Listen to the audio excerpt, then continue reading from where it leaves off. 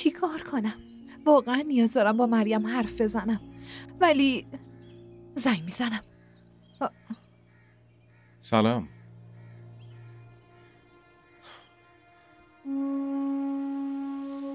از چی انقدر نگرانی؟ هیچ وقت فکر نمی کردم که بخوای ازم خواستگاری کنی. منم هیچ وقت فکرشو نمی کردم. پس چرا این کارو کردی؟ چون تو دوست خیلی خوبی هستی و ما همه حرفامونو به هم دیگه میگیم. همین مسئله رو به مامانم گفتم که من مشکلمو باها در میون گذاشتم و تو دلت برام سوخته. چرت و پرت نگو فرح. پس دلیلش چیه؟ من ازت خوشم میاد. من و تو با هم دیگه تفاهم داریم و همه اعتماد داریم. این نقاط مشترک میتونه پیوندمون رو خیلی قوی تر کنه فرح.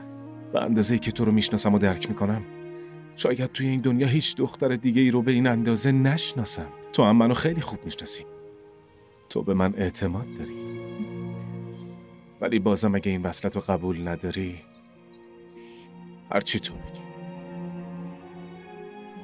عرفان، به من یه چند روزی فرصت بده تا فکر کنم.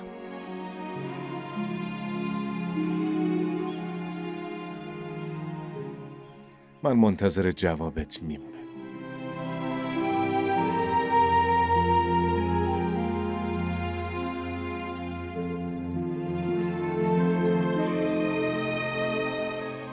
چی کار کنم؟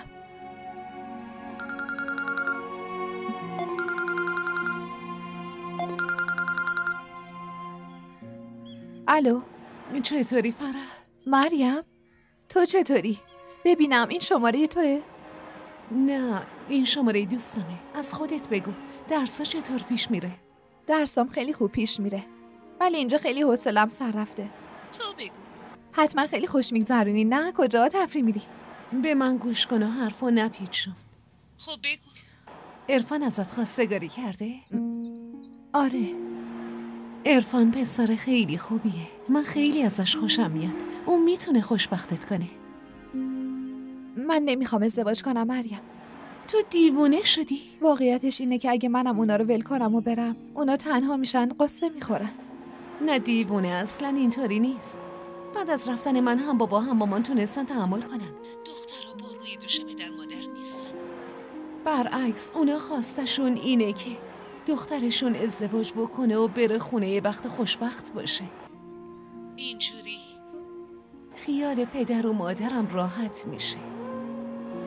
اینجوری وظیفه‌شونم انجام دادن. اگه میخوای مامان و بابا رو خوشحال ببینی، با رضایت بله رو بگو.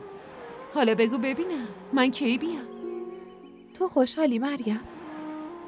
از ازدواج من و عرفان؟ آره خیلی خوشحالم. اون وقت تو نزدیک مامان بابایی. هر وقت که دلت بخواد میتونی بری پیششون. وقتی هم اونا دلشون بخواد میتونن بیان دیدن تو، چون اونجا هیچ محدودیتی ندارن که. فهمیدم. حالا کی میخوای برام عکس بفرستی؟